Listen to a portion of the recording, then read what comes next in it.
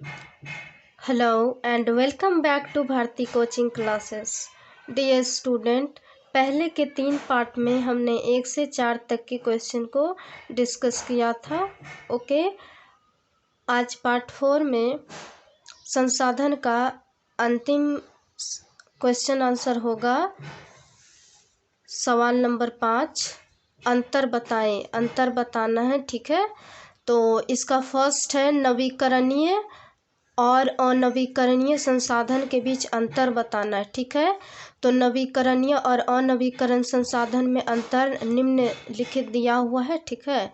जिसमें पहला नवीकरणीय का है कि एक निश्चित समय में अपने आप बनने वाले संसाधन नवीकरणीय संसाधन कहलाते हैं, ठीक है।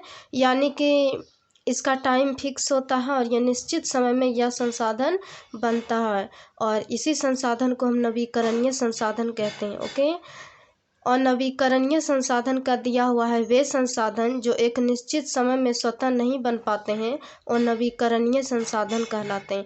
यानी इसका टाइम फिक्सिंग नहीं होता है, फिक्स नहीं होता है, ये कभी भी बन पाता है, इसीलिए हम इसे अनवीकरणीय संसाधन कहते हैं, ठीक है। जैसे में इसका कुछ एग्जाम्पल दिया गया है नवीकरणीय संसाधन का, पेड़ पौधे, जीव जंतु, जल, सौर ऊर्जा, ज्वारीय ऊर्जा इत्यादि सभी नवीकरणीय संसाधन है। यानी कि नवीकरणीय का अर्थ है जिसमें जान हो, जीवित हो, ठीक है, जीवन हो जिसमें।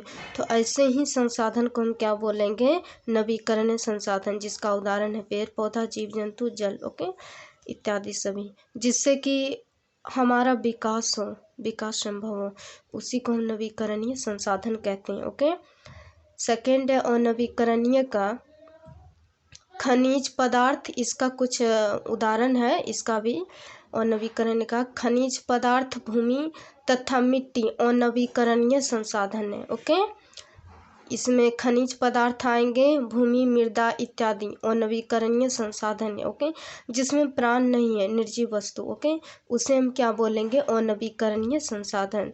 थर्ड में है नवीकरणीय संसाधन का इन संसाधनों को समाप्त होने के कुछ समय के बाद फिर से प्राप्त किया जा सकता है। जी हाँ, ये एक ऐसा संसाधन है जो एक बार उपयोग होने के बाद भी हम उसे दोबारा से रिसाइकल, रीस्टार्ट कर सकते हैं, यानी उसका प्रयोग हम रीयूज कर सकते हैं। ओके, इसका थर्ड है अनवीकरणीय का थर्ड है यह संसाधन एक बार उपयोग होने के बाद सदा के लिए समाप्त हो जाता है। यानी कि ये इसका निश्चित समय होता है कि अगर हम एक बार पूरा तरीका से उपयोग कर ले तो उसके बाद पुनः हम इसे प्राप्त नहीं कर सकते, यानी कि समाप्त हो जाता है। ओके, अब सेकेंड सवाल की ओर बढ़ते हैं।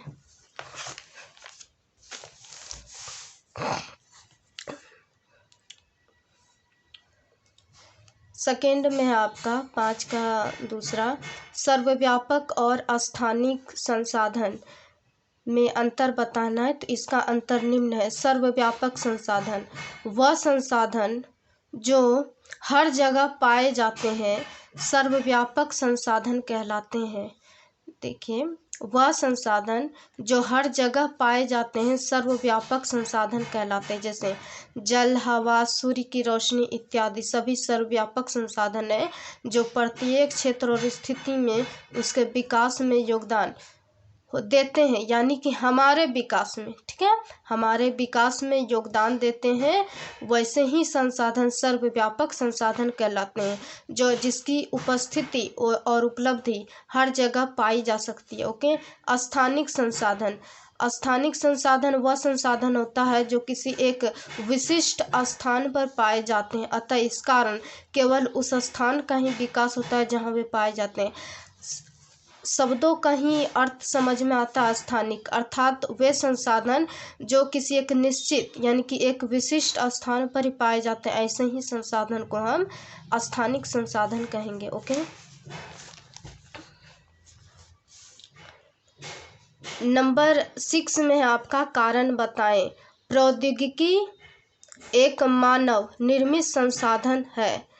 तो इसका उत्तर है, कारण है इसका कि क्यों है ऐसा मानव निर्मित संसाधन, ये क्यों है प्रौद्योगिकी।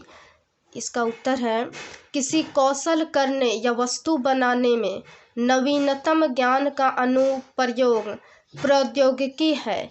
जल विद्युत बनाने की प्रौद्योगिकी ने तेजी से बहते जल से ऊर्जा उत्पन्न करके उसे एक महत्वपूर्ण संसाधन बना दिया है और यह सभी कार्य मानव द्वारा किया जाता है। जी हाँ, प्रौद्योगिकी यानी कि उद्योग चलाना, ठीक है, उद्योग चलाना, तो उद्योग चलाने का कार्य भी एक मानव ही करता है, ठीक है।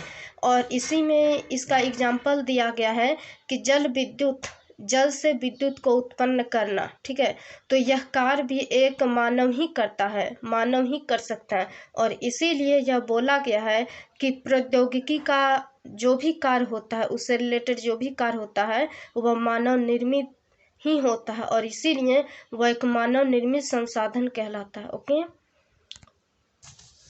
नेक्स्ट सवाल है आपका,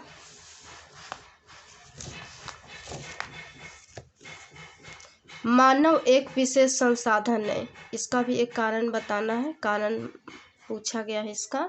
तो इसका आंसर है, मनुष्य अपने कौशल, ज्ञान एवं प्रौद्योगिकी से प्रकृति का सबसे अच्छा उपयोग करता है और संसाधन निर्मित करता है, अतः मानव एक विशेष संसाधन है। जी हाँ, इससे यह स्पष्ट होता है कि कोई भी कार्य हो मनुष्य ही करता है। अपने कौशल, ज्ञान, प्रौद्योगिकी से किसी भी कार्य को संभव बनाया जा सकता है जो एक मानव ही कर सकता है और इसीलिए मानव को एक विशिष्ट संसाधन माना गया है, बताया गया है। ओके, तो आज डियर स्टूडेंट, आज आपका पार्ट 4 में संसाधन का चैप्टर ख़त्म होता है। ओके, चैप्टर ख़त्म होता है। आगे के वीडियो में हम आगे के चैप्टर को डिस्कस करेंगे। Okay, so dear student, have any question or doubts, please write in comment section. I will definitely reply you. Okay, and if you like this video, do share and subscribe our channel. Okay, thank you.